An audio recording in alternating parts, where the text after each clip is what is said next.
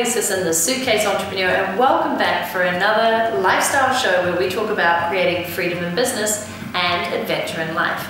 Today I have a very, very juicy question from the lovely Janine Og, who writes and says, I'd love to know more about choosing the right business model for your chosen niche.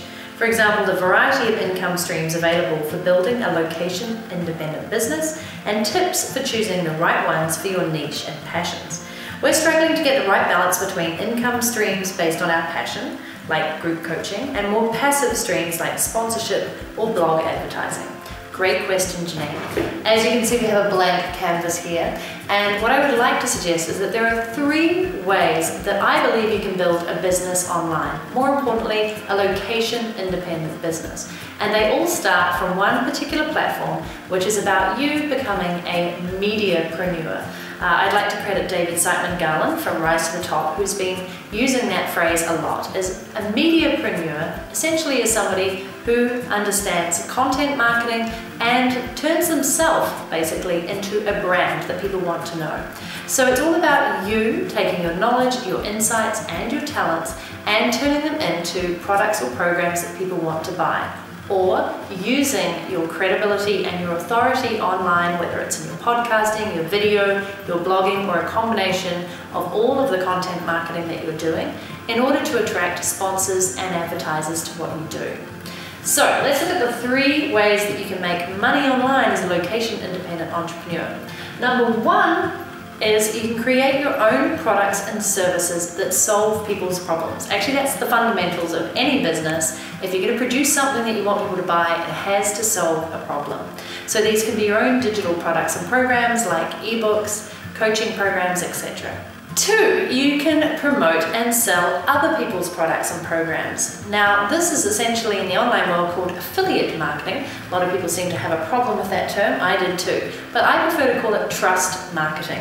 And big ups to Nick Reese for that term.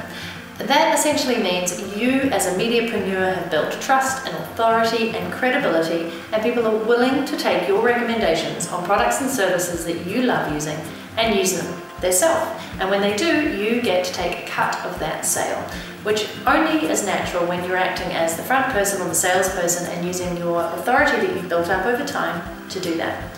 So you can create your own products and services, or you can sell other people's products and services, or you can get down into advertising for other people, or having people advertise on your site. So once again, as a mediapreneur, as you build up your platform and this credibility online, more people are going to start approaching you, and they're going to want to advertise potentially on your blog or your website, or actually sponsor posts for you, or maybe sponsor your podcast, and maybe even pay you to write. So those are other forms of revenue that you can look at. Now, coming back to Janine's specific question, as a location-independent entrepreneur, the more forms of revenue that you can have in your business, the better, in my mind. And let me tell you why.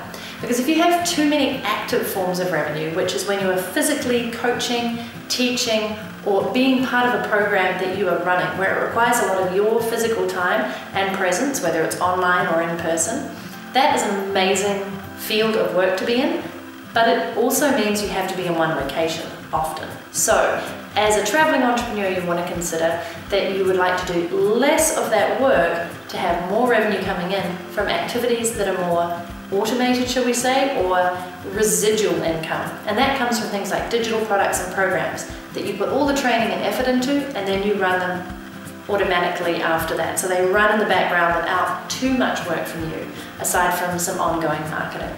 So I think those are the things to consider when you are choosing a niche and clients who you want to work with, is also to consider how much active versus residual income would you like to earn based on the lifestyle that you want to lead. And we'll speak more on that in an upcoming video, but that's my A to your Q for today.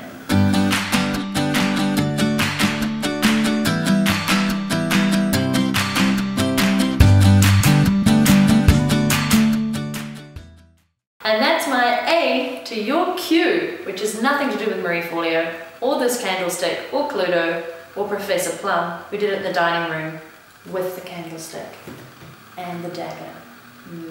That's what I've got.